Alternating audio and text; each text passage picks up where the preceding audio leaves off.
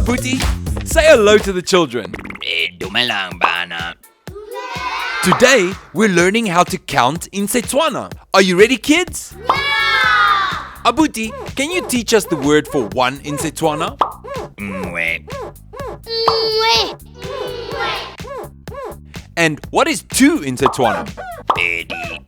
Pedi, pedi, And three? Taro. taro, taro, And what is four? Ne. ne, And five? Tlano. kano, kano, What is six? Tataro. tataro, tataro, And seven? Supa. supa, supa, And eight? Robedi. robedi, robedi, And nine?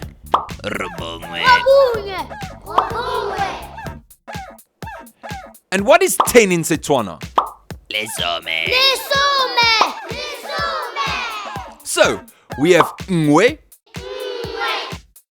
pedi, pedi, taro, taro, nne, tlano, kano, tataro, tataro, supa, supa, robedi, robedi, robongwe, robunge, and lesome. lisome. And now you can count from 1 to 10 in Setswana. Goodbye, Abuti. Goodbye, kids. See you next time. Bye.